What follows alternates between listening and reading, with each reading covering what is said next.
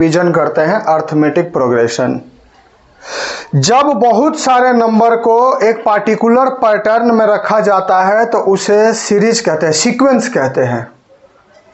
जब बहुत सारे नंबर को क्या करते हैं, पार्टिकुलर पैटर्न में लिखते हैं तो उसे क्या कहते हैं, सीक्वेंस।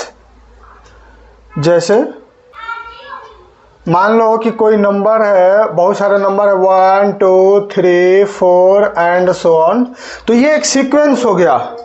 एक सीक्वेंस में लिखा हुआ है, पता चल रहा है कि ये किस तरीके से फ्लो में जा रहा है ये नंबर, और अगला नंबर क्या होगा, अगला टर्म क्या हो गया, उसका अगला टर्म क्या होगा, ये पैटर्न पता चल रहा है हमें।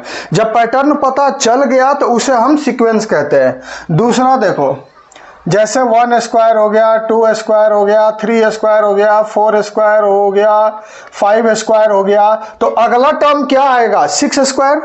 उसका अगला टर्म क्या आएगा, 7 स्क्वायर। उसका अगला टर्म क्या आएगा, 8 स्क्वायर। तो इसे हम क्या कहेंगे, सीक्वेंस। समझ में आया।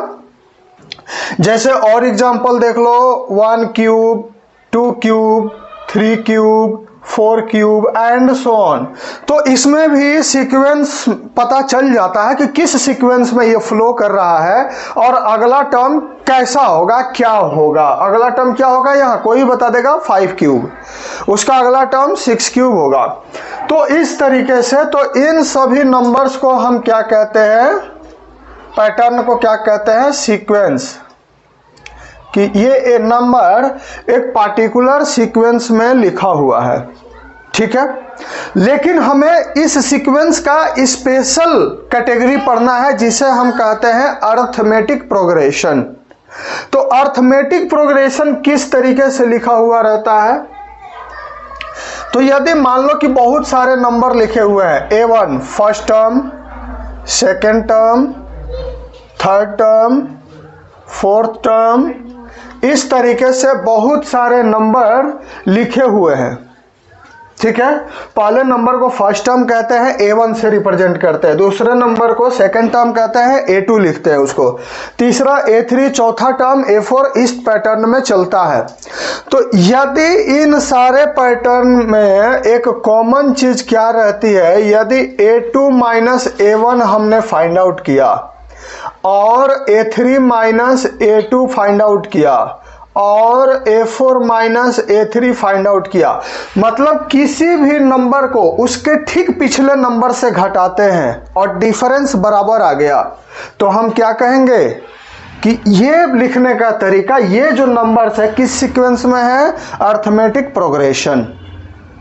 अर्थमेटिक प्रोग्रेशन में क्या होता है, ध्यान से सुनो, किसी भी टर्म का पिछला टर्म माइनस करोगे किसी भी टर्म से तो वो बराबर आएगा। A3 में से A2 माइनस करोगे और A2 में से A1 माइनस करोगे, दोनों सेम आएंगे। A4 में से A3 माइनस करोगे तो तीनों सेम आएंगे। समझ में आया। किसी भी नंबर में से यदि ठीक पिछला नंबर माइनस करते हैं तो वो डिफरेंस हमेशा बराबर आता है। तो ऐसे सीक्वेंस को, ऐसे पैटर्न को, ऐसे प्रोग्रेशन को हम क्या कहते हैं, अर्थमेटिक प्रोग्रेशन। क्या कहते हैं, अरिथमेटिक प्रोग्रेशन। क्या कहते हैं, अरिथमेटिक प्रोग्रेशन कहते हैं। और ये जो कॉमन डिफरेंस है, देखो A2 माइनस A1 हो गया, A3 माइनस A2 हो गया, A4 माइनस A3 हो गया, ये सब बराबर है। तो बराबर है तो इसे कॉमन डिफरेंस कहते हैं। क्या कहते हैं, कॉमन डिफरेंस D। ये तीनों का डिफरेंस क्या हो गया, D के बराबर। अरिथमेटिक प्रोग्रेशन में कोई भी टर्म का ठीक पिछले टर्म से, ठीक प्रीसीडिंग टर्म से जो डिफरेंस होता है उसे कॉमन डिफरेंस कहते हैं। इसे D से रिप्रेजेंट करते हैं। क्या नाम है इसका, कॉमन डिफरेंस। क्या नाम है, कॉमन डिफरेंस कहते हैं, D। क्लियर है।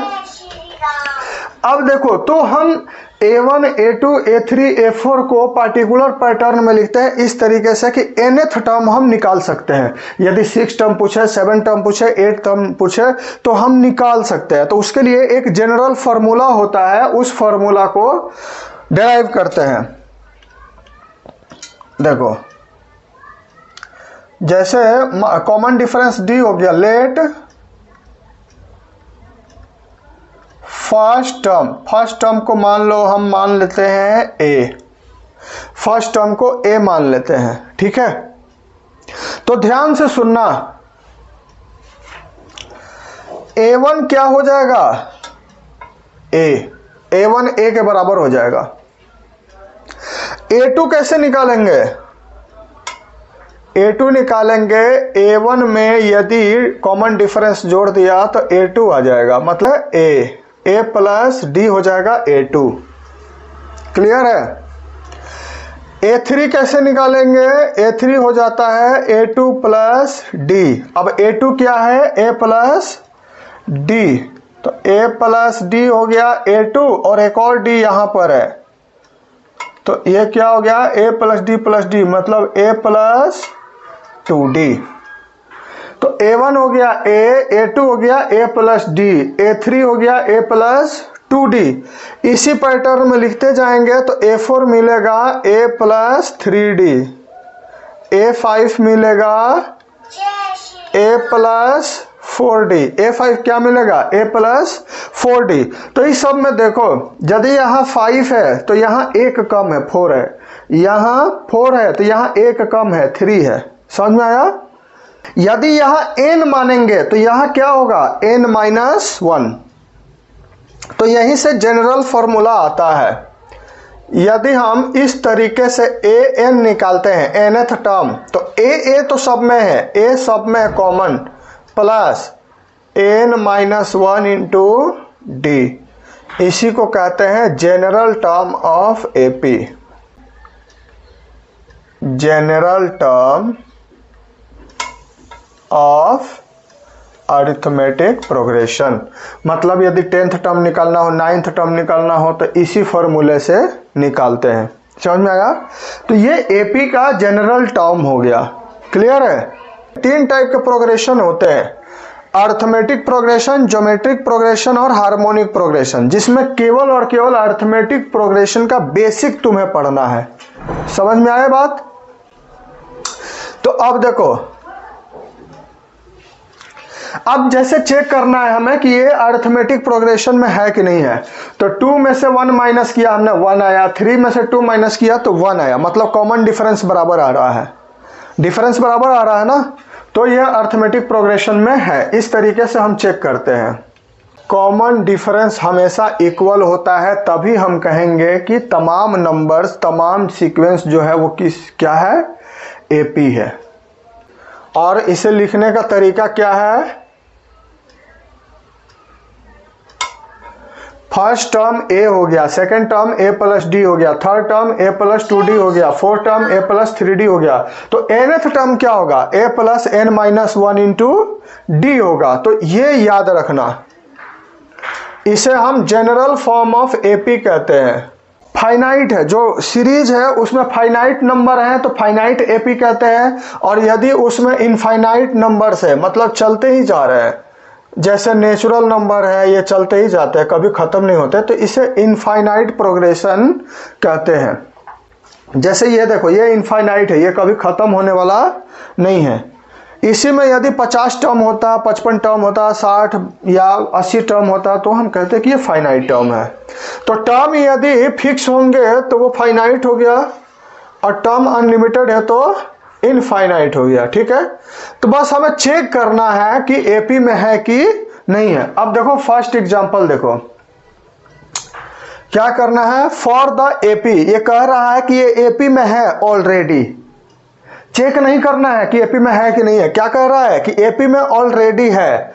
तो बताओ कि फर्स्ट टर्म कितना है और कॉमन डिफरेंस कितना है। तो फर्स्ट टर्म क्या होता है, पहला टर्म हो गया फर्स्ट टर्म a, तो a क्या हो गया 3/2, और कॉमन डिफरेंस कितना हो जाएगा, सेकेंड टर्म में से फर्स्ट टर्म को माइनस कर दो, तो 1/2 माइनस 3/2, 1/2 माइनस 3/2 माइनस 1 आ जाएगा। समझ में आया। Which of the following list of the number and AP, if they form AP right the next 2 term. ऐसा ही एक्सरसाइज में भी क्वेश्चन है कि ये पहले बताओ कि एपी में है कि नहीं है, और यदि है तो अगले 2 टर्म बताओ कि अगला 2 टर्म क्या होगा। तो पहले फर्स्ट को देखते हैं। ठीक है, क्या देखते हैं हम, कॉमन डिफरेंस बराबर आ रहा है कि नहीं आ रहा है, मतलब जो डिफरेंस है वो बराबर है कि नहीं है। 10 में से 4 को माइनस करो 6 आ गया, 16 में से 10 को माइनस करो 6 आ गया, 22 में से 16 को माइनस करो 6 आ गया। मतलब सभी के सभी टर्म का प्रीसीडिंग टर्म से डिफरेंस बराबर आ रहा है, मतलब कि एपी में है। एपी में है तो फर्स्ट टर्म कितना हो जाएगा 4, कॉमन डिफरेंस कितना हो जाएगा 6, तो इसमें लास्ट वाले में क्या जोड़ दोगे 6 जोड़ दोगे तो नेक्स्ट टर्म आ जाएगा, फिक्स 6 जो करोगे तो अगला नेक्स्ट टर्म आ जाएगा। समझ में आया, कॉमन डिफरेंस ऐड करते जाओ और अगला टर्म मिलता जाएगा। सेकंड क्वेश्चन में देखो, -1 में से 1 माइनस करो तो -1 -1 -2 हो जाएगा, -3 माइनस माइनस ये प्लस हो जाएगा तो -3 + 1 -2 हो जाएगा। तो ये भी एपी में है, कॉमन डिफरेंस बराबर आ रहा है। ये हमने फॉर्मूला अभी भी बताया था, जनरल टर्म ऑफ एपी, इसी को कहते हैं nth टर्म ऑफ एपी। इसे लास्ट टर्म को हम लोग एल से भी रिप्रेजेंट करते हैं, कहीं कहीं an को हम लोग, मतलब लास्ट टर्म को कभी कभी ऐसा क्वेश्चन का रिक्वायरमेंट होता है जहां लास्ट टर्म को an से रिप्रेजेंट नहीं कर सकते तो वहां l से रिप्रेजेंट करते हैं। क्लियर है बात। Sum of nth term of AP, इसको भी देख लो थोड़ा सा।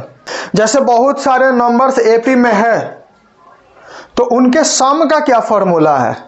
यदि मान लो कि a1 a2 a3 a4 and so on AP में है, ठीक है, ऑलरेडी एपी में है, तो एसएन मतलब सम ऑफ एन टर्म्स क्या होता है, a1 plus a2 plus a3 plus a4 and so on. Clear है बात। सम मतलब क्या होता है, सबका एडिशन। तो क्या हो जाता है ये सम ऑफ एन टर्म्स, मतलब एसएन क्या हो जाता है n/2 2a plus n-1 into D, ये होता है sum of N terms of AP. L के फॉर्म में भी एक फॉर्मूला होता है, तो एल के फॉर्म में क्या कहेंगे इसको, n = n/2 a plus L. इसका डेरिवेशन 12th क्लास में पढ़ना है। तो ये दोनों फॉर्मूले sum of N terms of AP को याद रखना है। एन टर्म्स ऑफ एपी है, उसका सम जो होगा SN = n/2 2a plus n-1 into D. Last term के फॉर्म में क्या हो जाएगा, SN sum of N terms = n/2 a plus L. यदि सम ऑफ नेचुरल नंबर निकालना है, सम ऑफ नेचुरल नंबर निकालना है, मतलब 1 + 2 + 3 + 4 एंड सो ऑन n तक कितना होगा, तो ये निकालना है। तो इसका एसएन का फॉर्मूला होता है, याद रखना, ये स्पेशल क्वेश्चन है, n × n + 1/2 होता है। ये स्पेशल क्वेश्चन होते हैं, इन्हें याद रखना, ठीक है।